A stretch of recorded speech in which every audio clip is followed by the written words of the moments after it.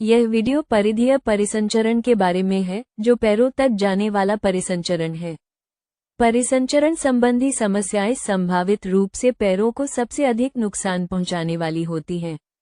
आइए इसका सामना करें। पैर में उचित रक्त प्रवाह के बिना पैर के ऊतकों को नुकसान पहुंचता है और कुछ मामलों में मर जाते हैं, जिसे गैंग्रीन के रूप में जाना जाता है।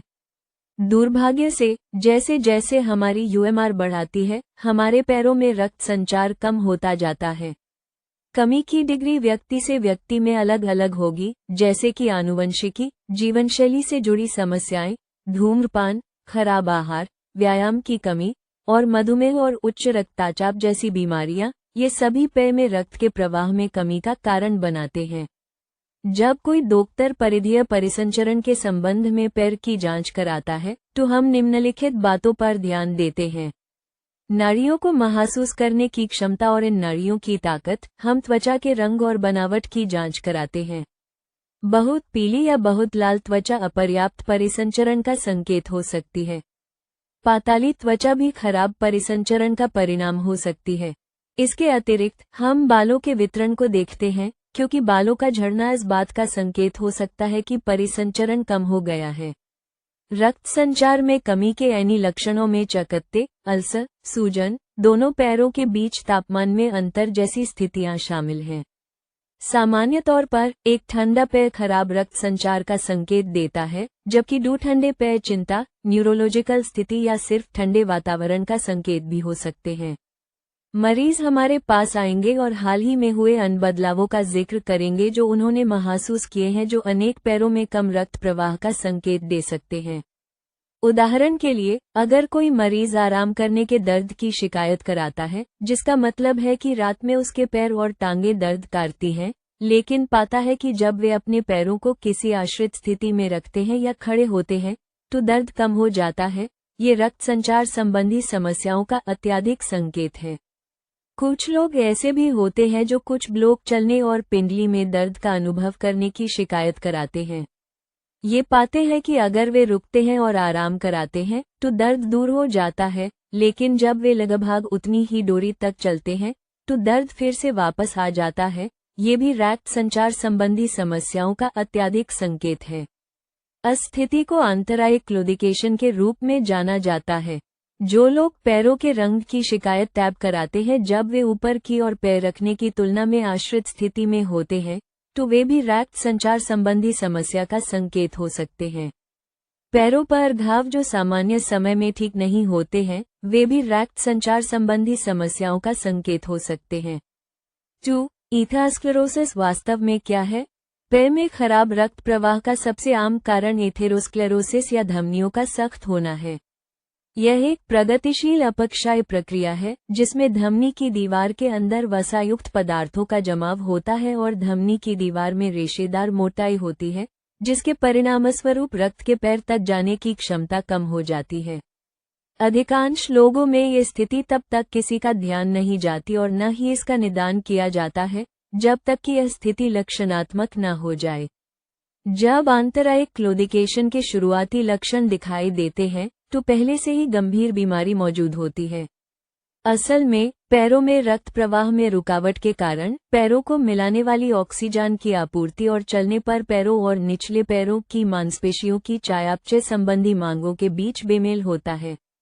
सरल शब्दों में कहें तो जब मांसपेशियां काम कर रही होती हैं, तो उन्हें आपूर्ति के लिए ताज़ा ऑक्सीजन की आवश्यकता होती है। मांसपेशियों में ऑक्सीजन की इस आपूर्ति में कोई भी कमी दर्द का कारण बनेगी, जिसे क्लोडिकेशन के रूप में जाना जाता है। ये स्थिति मुख्य रूप से 50 से 70 वर्ष की आयु के पुरुषों में होती है और आमतौर पर 60 वर्ष की आयु के बाद शुरू होती है। महिलाओं में यह आमतौर पर 60 वर्ष की आयु के आसपास शुरू होती है। नस्ल और जातीय पृष्ठभूमि भी एक भूमिका निभाती है, क्योंकि अफ्रीकी अमेरिकियों में गैर अफ्रीकी अमेरिकियों की तुलना में परिधीय धमनी रोग की घटना अधिक होती है। अध्ययनों से ये भी पता चला है कि हिस्पैनिक लोगों में निचले छोर की संवाहिनी बीमारी अधिक गंभीर होती है और अनेक परिणाम भी खराब होते हैं, जिसमें गैर हिस्पैनिक गोरों की तुलना में पुनर्संवाहन के बाद अंग विच्छेदन की उच्च दर शामिल है। अनुमानित 8 से 12 मिलियन अमेरिकियों को एथेरोस्क्लेरोसिस है। इसके अतिरिक्त परिधीय धमनी रोग वाले 50% लोग लक्षणहीन होते हैं और आमतौर पर अना का निदान नहीं हो पाता है। एथेरोस्क्लेरोसिस के प्रमुख कारणों में शामिल हैं: पहला, मधुमेह, जो पैर में रक्त लाने वाली प्रमुख रक्त वाहिकाओं और वास्तव में पैर के विशिष्ट क्षेत्रों की आपूर्ति करने वाली छोटी वाहिकाओं दोनों को प्रभावित कराता है। उच्च रक्तचाप या उच्च रक्तचाप दूसरा कारण है। ये समय के साथ पैर और पैर की धमनियों को नुकसान पहुंचाता है।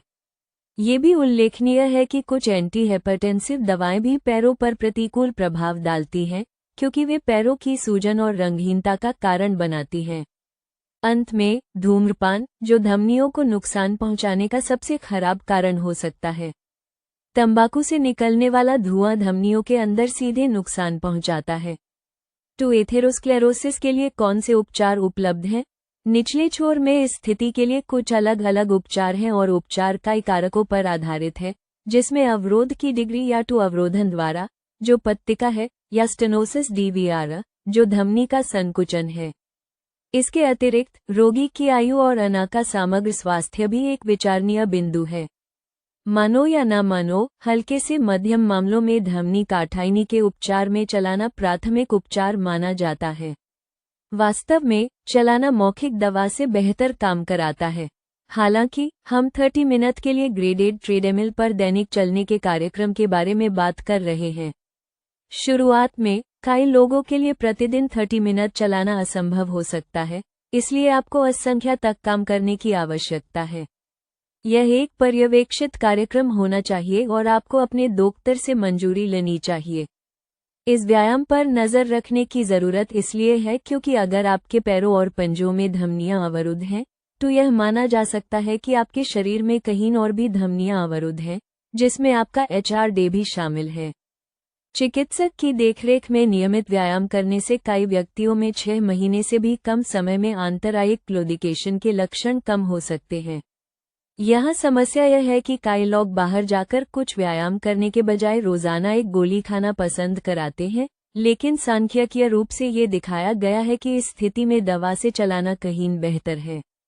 परिधीय धमनी रोग के लिए इस्तेमाल की जाने वाली दवाओं में सिलोस्टागोल शामिल है, जो धमनियों को चौड़ा करके या खोलकर रक्त प्रवाह को बढ़ाता है।